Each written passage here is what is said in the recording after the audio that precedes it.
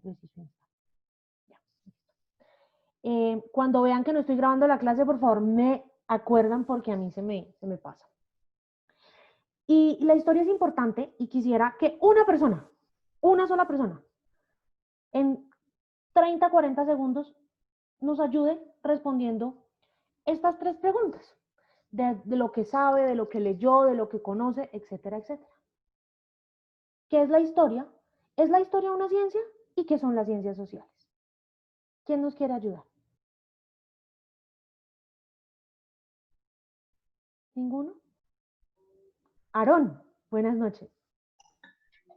Pues bueno, profesora, ¿qué es la historia? Pues o sea, son sucesos históricos, pues así era como lo planteaba, sucesos históricos que en el transcurso del tiempo, en los cuales dejan un rastro, ¿sí? Unas evidencias sociales, culturales, arquitectónicas, políticas, económicas en el cual preceden para un futuro. La historia como ciencia, pues esa parte, o sea, yo sí pues o sea, creo que las vías sí las tocan, pero o sea, dicen que tiene que estar al mismo, digamos que a la par como cualquier otra, digamos como la matemática, como la sociología, creo que también ahí lo planteaba, porque decía que, o sea, no se puede dejar al lado la historia, pues porque, o sea, simplemente ya también nos va contando, pues como ya lo he dicho, los sucesos en el transcurso del tiempo. Por lo tanto, digamos que hace una cadena, ¿sí? En el cual pues uno no puede dejarla de lado. ¿Y qué son las ciencias sociales? Bueno, en esa parte yo sí, en la lectura pues difiero mucho con el punto de vista pues que tenía ¿el qué? El autor, porque, o sea, planteaba mucho, digamos, a pesar de que él decía que no, pero pues, o sea, vi muy reflejado la parte social, pero no social de comunidad, sino del socialismo, ¿sí? Y pues la Sí. verdad no creo pues que vaya, digamos, que acorde, porque, o sea, simplemente plasma una postura política, a pesar de que él decía que se tenía que dejar al lado la política, pero de una u otra forma sí se vio, digamos, muy marcada en ese concepto. Okay. Bueno, resulta que todo esto de lo que nosotros vamos a hablar en esta clase está enmarcado en algo que se llaman las ciencias. ¿Y qué es la ciencia? La ciencia es básicamente un sistema de conocimientos, un sistema que estructura, que de una manera estructurada investiga, analiza e interpreta ciertos fenómenos, fenómenos naturales, fenómenos sociales, fenómenos artificiales, que están inmersos en la vida de cada uno de nosotros. Resulta que la ciencia nace de preguntas que nosotros nos hacemos día a día. Oye, ¿la Tierra es redonda? Y entonces así empezó una investigación para descubrir si la Tierra era redonda. Oye, ¿el Estado debe intervenir en la economía? Y así nació una investigación que determina si sí o si no el Estado debe intervenir en la economía. Y así sucesivamente, la ciencia tiene como fundamento la observación de los fenómenos para poder, mediante un método, un modelo, generar teorías, generar nuevo conocimiento. La ciencia es nuevo conocimiento. Pero ¿de dónde viene ese nuevo conocimiento? De las preguntas que nosotros nos hacemos. Por eso hay que ser curiosos, hay que investigar, hay que preguntar, hay que cuestionarlo absolutamente todo. Porque nadie en ningún aspecto de la vida tiene la verdad absoluta. Debemos nosotros, a partir de investigaciones, a partir de experimentaciones, poder determinar cuál es nuestra verdad y compartirla con los demás y generar consensos a partir de ella.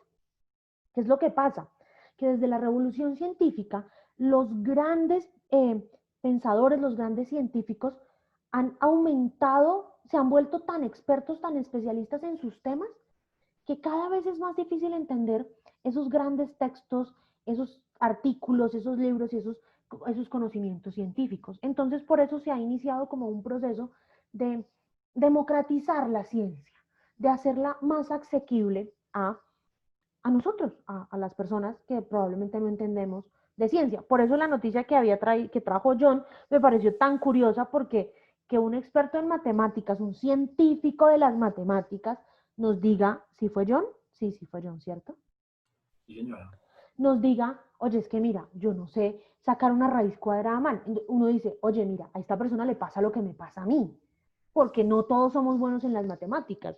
Y el que sea bueno aquí, además de John, el que sea bueno aquí en matemáticas, me le quito el sombrero, porque eso es algo muy difícil. Es algo que los científicos han tratado de alejar todos esos conceptos y todos esos conocimientos de la sociedad y convertirlos como en algo que solamente un grupo pequeño de personas sabe. Y tradicionalmente se han identificado tres grandes ramas de la ciencia: las ciencias formales, las ciencias naturales y las ciencias sociales. Y yo les decía, después de la noticia de John, que siempre ha habido como una discusión entre los científicos de lo social y los científicos de lo natural, porque los científicos de las ciencias naturales dicen que nosotros, los que hacemos ciencias sociales, lo único que hacemos es hablar carreta, no investigar, no encontrar nuevo conocimiento. Pero entonces, ¿qué son esas ciencias? Las ciencias formales, pues son un conjunto de conocimientos que estudian el mundo abstracto, que estudian la matemática, la lógica y las ciencias de la computación. Todas esas cosas que son como muy dadas y que no cambian en algunos puntos. Es decir, 1 más 1 siempre va a ser 2. Nunca vamos a decir que 1 más 1 es 3. Jamás. Eso es algo que no cambia, eso es algo que está estático y que siempre se da. De hecho, hace algunos años hubo una crisis, un debate, porque un científico de la Universidad Industrial de Santander, un matemático de la Universidad Industrial de Santander en Bucaramanga, sacó un libro que dice que 2 más 2 no es 4, sino que es 3.5. Y él en su libro explica muy claramente por qué 2 más 2 no es 4, sino 3.5. Entonces todo el mundo lo empezó a criticar porque decía, es que la matemática es algo que no cambia, que está dado. Es decir, 1 más 1 siempre va a ser 2, 2 más 2 siempre va a ser 4 y 3 por 3 siempre va a ser 9. Eso no va a cambiar nunca. Entonces, esas ciencias formales pues son aquellas que probablemente muy poco cambian, como las matemáticas, la lógica y las ciencias de la computación. Las ciencias naturales, por el contrario, son aquellas que estudian pues, la naturaleza, son aquellas que parten de un método empírico analítico, el método científico, y que son la física, la química, la astronomía, la astrología, la biología, la botánica, la zoología, etcétera, etcétera, etcétera, que estudian todo lo que nos ha venido siendo dado por la naturaleza. Entonces, como los científicos de lo formal y los científicos de lo natural utilizan un método científico que cambia muy poco, que es el método empírico analítico, pues ellos dicen que nosotros, los que hacemos ciencias sociales, no hacemos ciencia, que lo único que hacemos es hablar carreta, y que lo que nosotros creamos no es nuevo conocimiento, porque no puede ser falseable. Y entonces los científicos de las ciencias sociales le dicen a los científicos de las ciencias naturales y a los científicos de las ciencias formales, qué pena con ustedes, pero es que lo nuestro sí es falseable.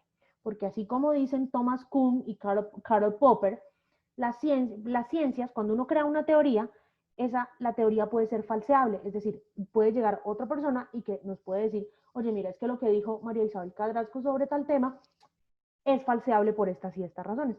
Así pasó en la economía, por ejemplo. ¿Aquí hay algún estudiante de economía? Ray, levante la mano, diga presente. Hola, no hay ningún economista en esta clase. No me puede corregir o ayudar a complementar. Resulta que en la economía hay dos grandes teorías. La teoría de John Maynard Keynes y la teoría de Thomas Friedman. De Milton Friedman, perdón. La teoría de John Maynard Keynes dice John Maynard Keynes que la teoría intervencionista, la teoría intervencionista, pues, Owen sí, pero es que vamos a hablar de lo moderno. Smith y Ricardo son más del comercio internacional que de la economía. John Maynard Keynes dice, el Estado debe intervenir en la economía, es decir, el Estado debe regular la economía para que la economía funcione. Y Milton Friedman dice, no, el Estado no debe intervenir en la economía se tiene que regular sola. Y ellos han demostrado, mediante teorías, mediante observaciones, mediante análisis, en su momento lo demostraron, que por qué el Estado debía intervenir o no intervenir en la economía. Y así uno falseó al otro, porque la primera teoría económica que salió, que era la del no intervencionismo en la economía, la de la mano negra del mercado, era la de Milton Friedman. Y en los años 30, después del crack del 29, salió John Maynard Keynes y le dijo al presidente de los Estados Unidos, si usted quiere recuperar la economía del país, tiene que empezar a darle trabajo a la gente, tiene que empezar a intervenir en la economía. Y así, en todas las ciencias podemos encontrar que se han falseado teorías. Por eso las ciencias sociales también son una ciencia, a diferencia de lo que dicen los científicos de lo natural y los científicos de lo social. ¿Y qué son las ciencias sociales? Las ciencias sociales, como la clase de contexto nacional y global, tienen un nombre y un apellido. Esta clase se llama contexto nacional y su apellido es y global. Y las ciencias sociales tienen un nombre, se llaman ciencias sociales, y su apellido es humanas. ¿Por qué? Porque es un grupo de ciencias cuyo objeto de estudio es el ser humano mismo.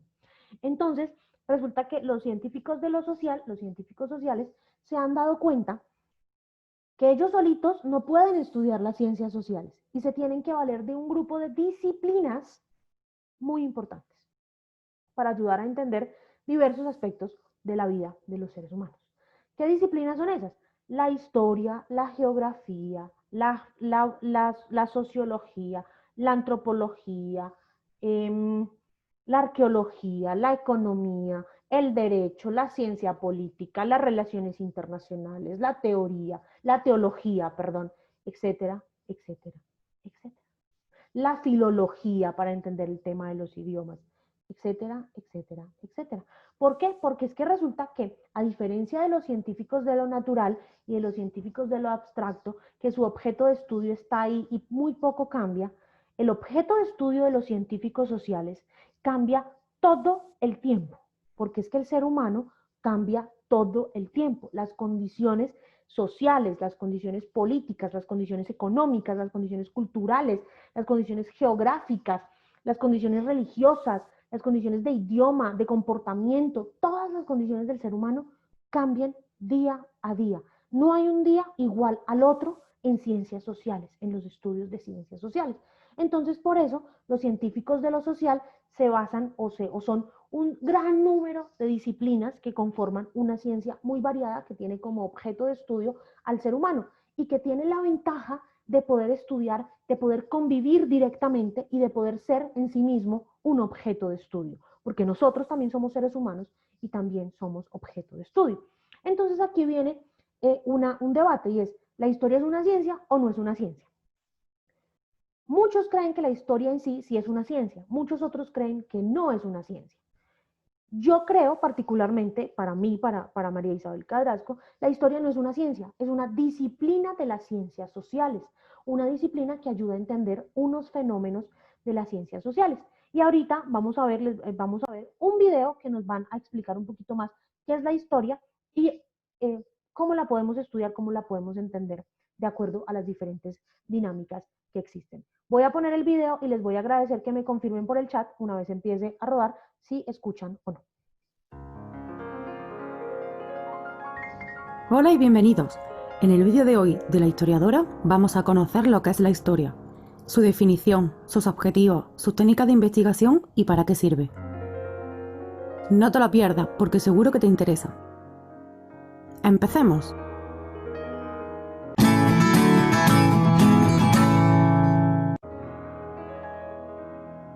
La historia es la ciencia que estudia los hechos o sucesos de todo tipo y de toda duración trascendentes en la vida de la humanidad, de forma sincrónica con hechos de la misma época o diacrónica, con hechos de épocas pasadas, conociendo sus antecedentes, causas y consecuencias.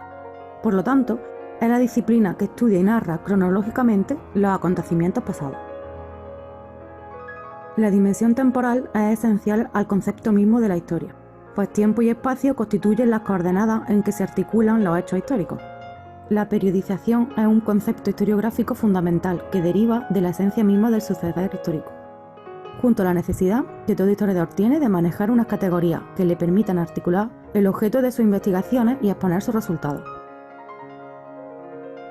Por periodización se entiende el proceso de división y ordenación de la materia histórica en unidades, llamadas periodos, limitadas por referencias temporales.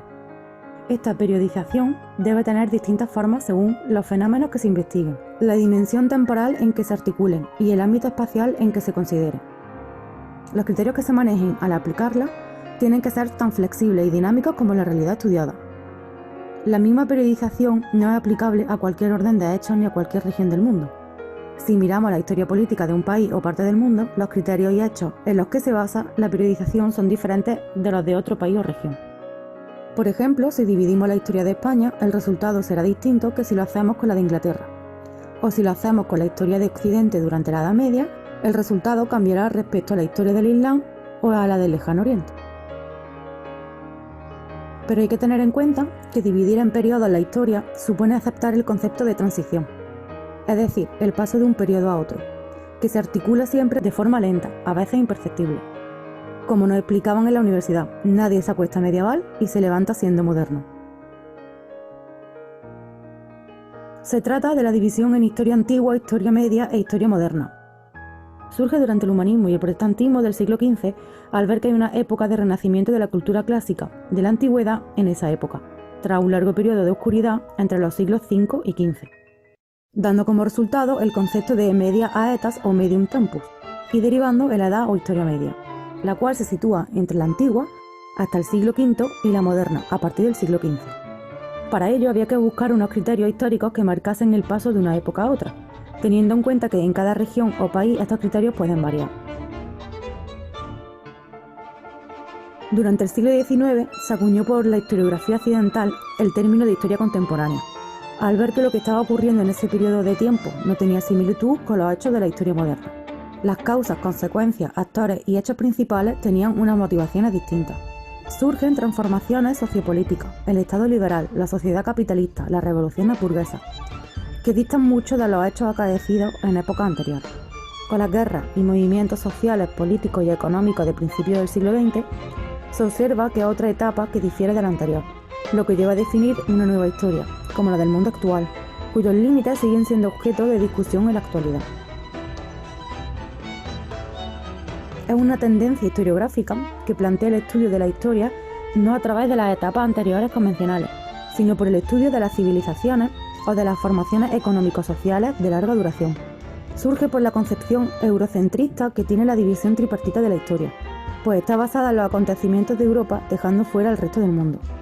Así surgen las grandes civilizaciones, como son la romana, la griega, la de la antigüedad, la bizantina, el Islam clásico, el occidente medieval, el Renacimiento, la historia de América, de Asia. Los fenómenos históricos según su duración son: de corta duración, son acontecimientos, se producen en una hora o día, como el crack del 29. De media duración, son coyunturales, se desarrollan en pocos años, como la Primera Internacional. Y la larga duración, son estructurales, se desarrollan durante siglos, como la romanización o el Renacimiento. Por lo tanto, el estudio e investigación de la historia es más complejo de lo que parece, pues hay muchos factores a tener en cuenta. Espero que esta introducción a la historia como ciencia te haya servido. Puedes dejar un comentario abajo poniendo tu opinión. Si quieres que hable de un tema concreto, coméntalo también. Si te ha gustado, puedes dejar un like o suscribirte.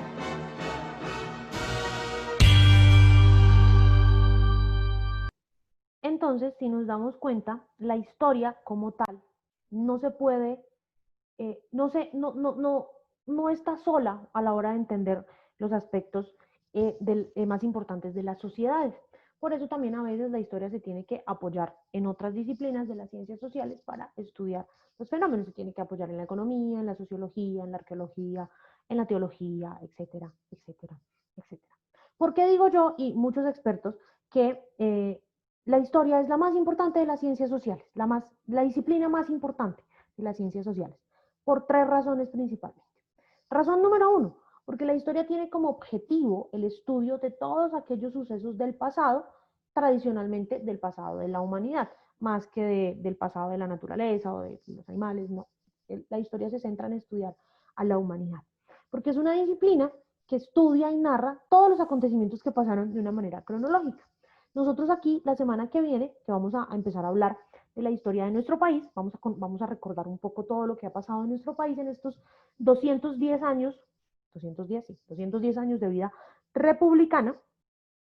Lo vamos a contar, vamos a tratar de contarlo entre todos nosotros de una manera cronológica.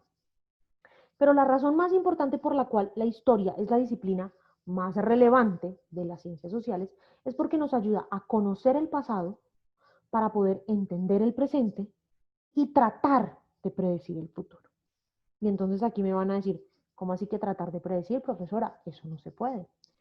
Pues resulta que conocer el pasado, conocer lo que pasó, saber cómo pasó, entender cómo pasó, nos ayuda a poder entender y a poder analizar y a poder interpretar por qué en este momento específico estamos como estamos. ¿Por qué no somos un país más desarrollado? ¿Por qué no somos un país que habla inglés? ¿Por qué no somos un país que tiene las tasas de crecimiento económico más altas? Etcétera, etcétera, etcétera. Y entender lo que pasó, conocer lo que pasó, entender lo que pasa, nos ayuda a establecer una hoja de ruta para tener un futuro mejor, un devenir mejor. Evidentemente, pues no podemos predecir crisis económicas, no podemos predecir pandemias, no podemos predecir nada, pero sí podemos tratar de predecir o de hacer una hoja de ruta que mediante la aplicación de políticas públicas más equitativas, mediante la aplicación de modelos sociales, modelos económicos, modelos laborales y modelos educativos, nos permitan ser una sociedad mucho mejor. Por eso la historia es tan importante, porque, y es una frase que a lo largo de este semestre voy a repetir mucho, un pueblo que no conoce su historia está condenado a repetirla. Y de una u otra manera, nosotros como colombianos tenemos un gran desconocimiento de nuestra historia. Exacto, sí, John, es un poco el lema de la JEP, entender por qué pasó, no solamente de la JEP, del Sistema Integral de Verdad, Justicia, Reparación y Garantías de No Repetición, es entender por qué pasó el conflicto, entender cómo eso nos llevó a lo que estamos viviendo ahora y tratar de no repetir en un futuro. Todas esas cosas, todas esas causas sociales, políticas, económicas, agrarias y demás que nos llevaron a tener el conflicto armado interno más largo de la historia. Y yo siempre voy a repetir esta frase y es que el pueblo que no conoce su historia está condenado a repetirla. Y a nosotros como colombianos, y la siguiente semana que hablemos un poco de historia de nuestro país, lo vamos a ver. Vamos a ver cómo el desconocer ciertos aspectos de nuestra historia nos ha llevado a repetir unos fenómenos como que empezaron, por ejemplo, con la pérdida de Panamá en 1903, que también nos llevaron a perder cierto territorio con el Perú en una guerra, que nos llevaron a perder cierto territorio de zona económica exclusiva y plataforma continental con Nicaragua en una demanda ante la Corte Internacional de Justicia, etcétera, etcétera, etcétera.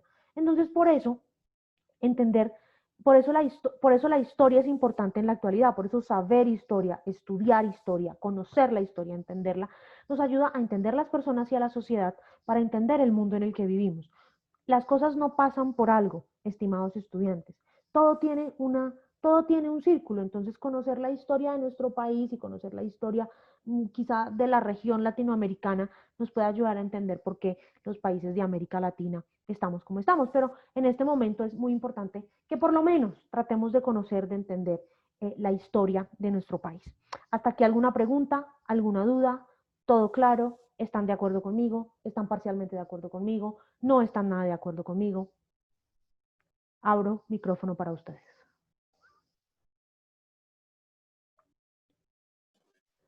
De acuerdo, profe. Adelante, Carolina. Ok, pues también tener en cuenta que la historia tiene muchas perspectivas, ¿no? O desde quién le está contando también puede cambiar. Correcto. Entonces, tener en cuenta que hay muchas versiones de un mismo momento, de una misma situación, de la misma historia. Nuestra historia tiene muchas cosas que en realidad no sucedieron y que así nos la enseñan, es nuestra historia patria. ¿Sí? Por ejemplo, la independencia, que en realidad no fue el 20 de julio, sino fue el 7 de agosto de 1819, y así nos la cuentan desde muy pequeños. Entonces, también tener en cuenta que hay muchas versiones de una misma situación y que eso también puede hacer que cambie de cierta forma la perspectiva o el amor hacia la historia, ¿cierto? Porque, digamos, los chicos pequeños, yo soy maestra, y los ¿De chicos sociales? sí. Entonces, los chicos pequeños no les gusta la historia y yo siento que es porque de cierta manera se ha fijado más como en que sea algo más memorístico, como que aprendas esto, quiénes fueron los personajes principales, las fechas, y no es como entenderla y lo que su merced decía, entender a las personas, entender a la sociedad, saber por qué sucedió eso y cuál es la razón de ser de que en este momento estemos así y cuál va a ser un futuro, entre comillas, proceso, qué es lo que va a suceder más adelante, de acuerdo a todo lo que está pasando actualmente, porque esto que está pasando actualmente es historia, sigue siendo historia. Entonces, y va a quedar en los libros de historia.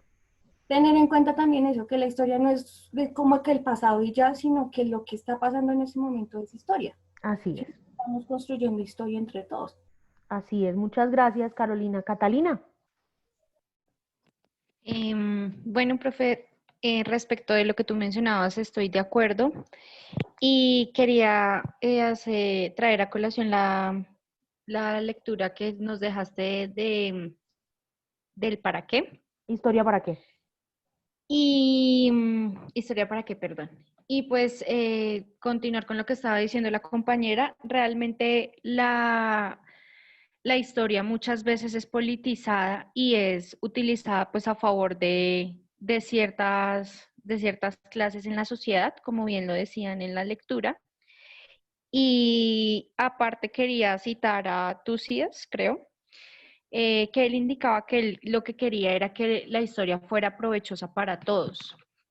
Es decir, que no fuera algo por conveniencias o como para tener en cuenta, sino que fuera algo, como decía la compañera, que fuera apasionante, no sé, algo que realmente dejara algo provechoso, como él lo dice.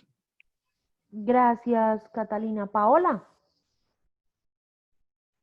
Buenas noches. Buenas noches. Bueno, profe, en lo personal considero que también yo apoyo todo lo que usted estaba comentando anteriormente por mi lado. Yo soy docente de español y análisis literario y siento que es una contribución muy importante poder conectar la parte histórica con la parte literaria porque les ofrece un panorama amplio a todos los estudiantes y se vuelve un ejercicio de comprensión del individuo como ser humano, ¿sí? Entonces es apasionante, digamos, ver cómo una escultura tiene una relación estrecha con las costumbres culturales de una época, ¿sí? O con la carga de visión que tiene en un momento histórico la sociedad. Entonces siento que esa parte además también se puede hacer desde un punto más palpable, desde lo que a nosotros también nos compete como docentes, llevarlos a ellos a lugares donde también puedan tener ese aprovechamiento propio también de la historia, que de pronto siento que muchas cosas a nosotros nos quedó faltando al momento de aprender a amar nuestra historia y sobre todo nuestra historia colombiana también, entenderla e interesarnos por ella. Y además que tú tienes una labor muy bonita porque eres profesora de español y hoy en día es un reto muy, muy grande hacer que a los niños les guste leer.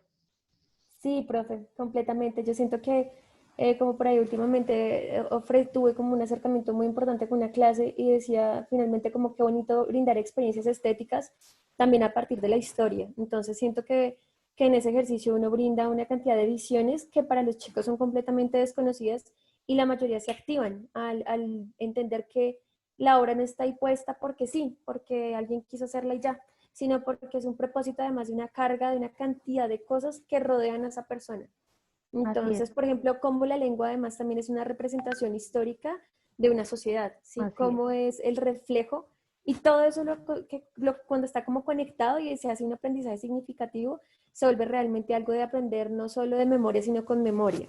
Ya los que nos gusta leer una media de más de 3 libros al año somos bichos raros.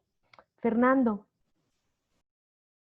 Yo quiero compartir en sí una definición de la lectura que nos habías dejado, que me sí, gustó mucho y que en su literalidad dice que es una necesidad de la humanidad, la necesidad que experimenta cada grupo humano en cada momento de su evolución de buscar y de dar valor en el pasado a los hechos, así es. los acontecimientos, las tendencias que preparan el tiempo presente, que permiten comprenderlo y que ayudan a vivirlo.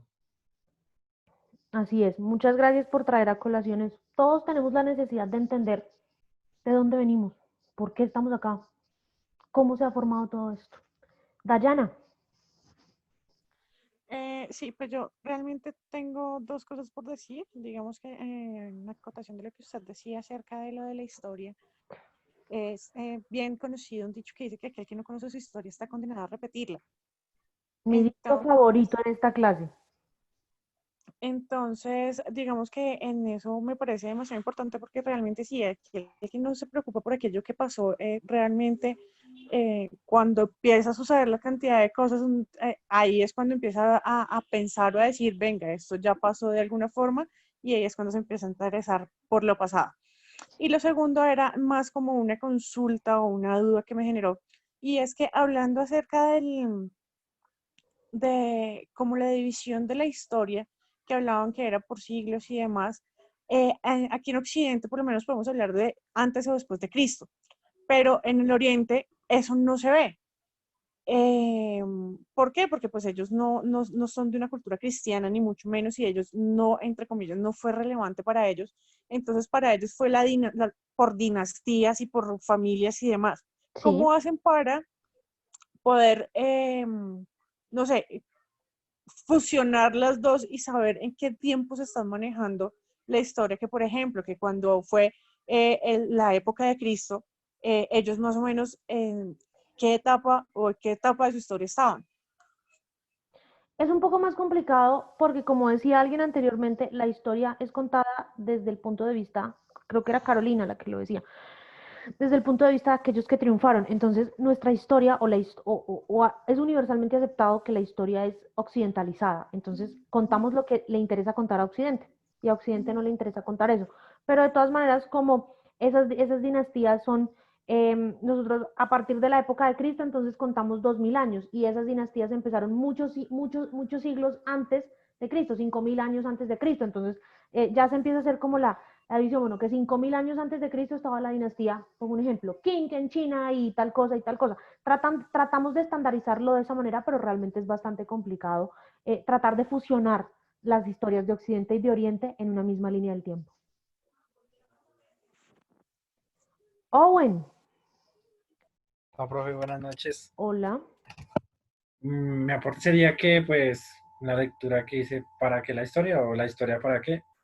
Pues me pareció muy interesante la reiteración que hacían de, pues, la frase que usted acaba de mencionar, pero la decían de otra forma. Que el que no sabe, pues, su historia está condenada a repetirla, y es que la historia es para eso. Básicamente lo que decía el texto era eso, que el estudio de la historia no se podía resumir a saber fechas, a saber sucesos, sino más bien a la interpretación de esos sucesos que pasaron, para no volverlos a repetirlos. Entonces yo me acordé mucho de la historiadora Diana Uribe, pues que yo Sí. escucho mucho los podcasts de ella. Chévere. Los podcasts de Diana Uribe son lo mejor. Entonces en la historia de la radio decían que pues hablaba de la bomba atómica en Hiroshima y Nagasaki, Sí. y hablaba que eso fue una lección histórica para ellos, porque de ahí ellos aprendieron que estar metidos en guerra es la clave del no progreso. Entonces ellos se dieron cuenta de eso y no se volvieron a meter en asuntos de esa clase, y, y pues lo que ella explicaba era que gracias a eso ellos fueron el avance tecnológico para lo que hoy es esa potencia como lo de Japón. Entonces Así pues es. es muy importante. Y terminamos con Jorge. Gracias, profe.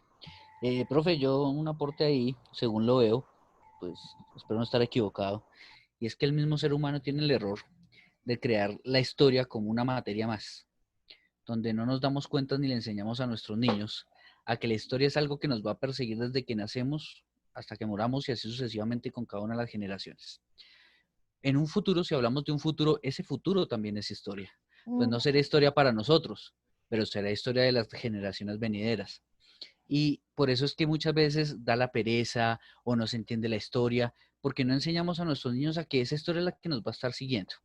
Que para cualquier cosa que tú quieras aprender, debes mirar la historia, bien sea o para no caer en el error que se cometieron anteriormente y continuar desde ese punto en adelante para seguir evolucionando, o bien sea para poder entender el porqué de las cosas en ese momento.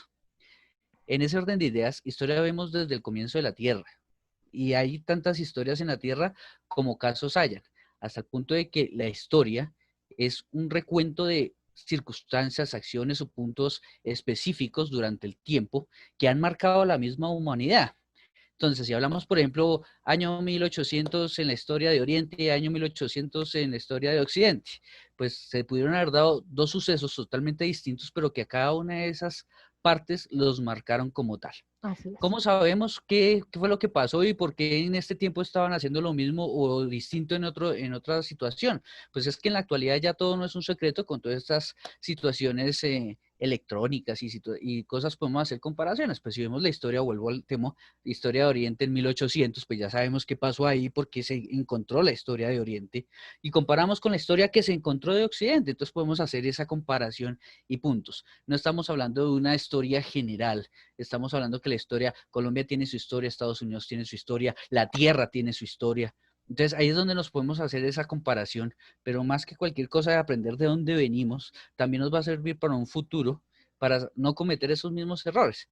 Quiere decir que cuando crearon el bombillo, no se creó en la primera, ¿cómo se dice? En la primera instancia, sino que se necesitó muchas pruebas para crear el bombillo como tal. Pero si no se hubiera llevado la historia del primer momento en que se intentó crear el bombillo, pues no se hubiera logrado, porque esa historia permitió que si se colocaba este tornillo acá, que si se colocaba este alambre acá no funcionaba. Esa historia es la que permite que no se cometan los mismos errores. Entonces yo pensaría que debemos nosotros los adultos en empezar a enseñarle a los niños que la historia es importante, que la historia hace parte de nuestras vidas y no someternos, como decía la compañera, simplemente nombrar y aprendernos fechas, que es lo que tal vez hace que sea aburrida la historia. Hay cosas buenas y que prácticamente pueden permitir que se aprenda más fácil. Volviendo al tema, el compañero de matemático, si usted me dice cuánto es la mitad de uno más la mitad de uno, pues ok, si yo hago cuentas ya de adultos, diré que es uno, un niño puede que no, pero si al niño, poniendo el mismo ejemplo, le digo media manzana más media manzana, ¿cuánto es? Pues una manzana, y estamos aprendiendo lo mismo, pero con metodologías distintas y tal vez con más facilidad. A eso es lo que yo invito. Muchas gracias. Gracias, Jorge. 2 personas para que hagan esta reflexión final y nos cuenten cuál es para ustedes el hecho histórico más importante de la humanidad.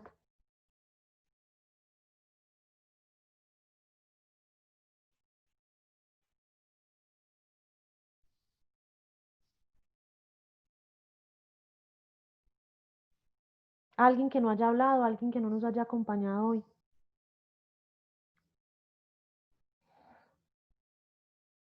Muy difícil la pregunta. Carolina. Profe, está dura. Esa es que esa es la gracia. Hay muchos eventos históricos. La caída Ok. del muro de Berlín, dicen por acá.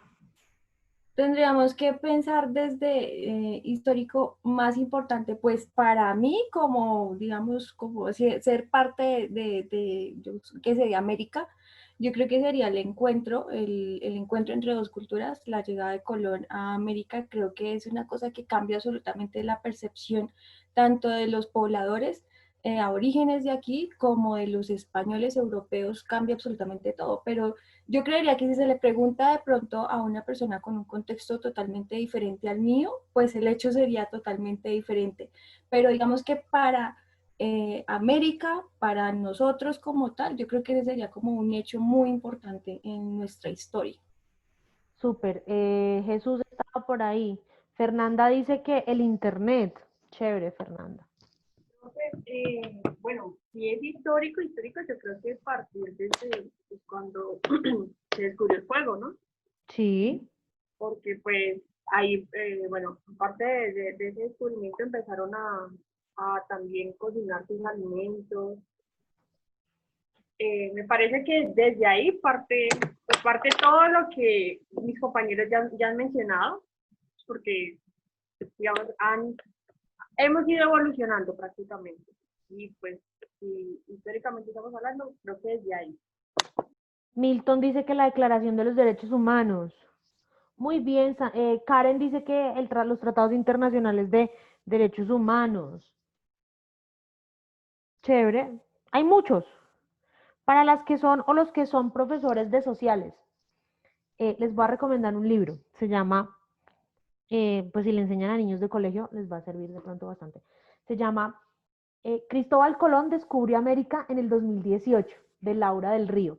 Y es una manera mucho más divertida de contarle a los niños cómo se descubrió América. Y es con un Cristóbal Colón en el 2018. Entonces, se los recomiendo bastante. Es un libro muy divertido y muy cortito. ¿Qué vamos a hacer? Ya nos vamos. ¿Qué vamos a hacer para la próxima semana? Para la próxima semana, en la semana 3 del aula virtual, ya tienen los textos que deben leer. Son los capítulos 2 y 3 del libro Colombia, una nación a pesar de sí misma, de David Pushdell, y el título 1 de la Constitución Política. Si no alcanzan a leer el título 1 de la Constitución, no importa, pero por favor traten de leer los capítulos 2 y 3 de Colombia, una nación a pesar de sí misma.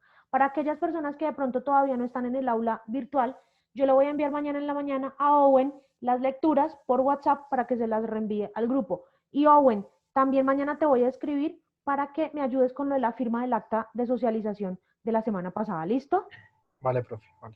Y pues muchas gracias de verdad a todos por participar, muchas gracias por la disposición. Estuvo muy chévere la clase, estos son los debates que me gustan a mí. Entonces espero que la siguiente semana podamos seguir haciendo más debates y sobre todo con un tema tan interesante como es la historia de Colombia. Y nos vemos el otro jueves. Los que no estuvieron la semana pasada en clase, por favor, se quedan conmigo 5 minutos. A los demás les deseo una feliz noche, un feliz fin de semana y nos vemos el otro jueves. Chao, profe. Muchas gracias, profe. Feliz noche. Chao. Gracias, profe. No, profe, muchas gracias. No, Oscar, la otra semana yo les doy las indicaciones de cómo hacer la línea del tiempo para que la entreguen dentro de 15 días, 15 o 20 días.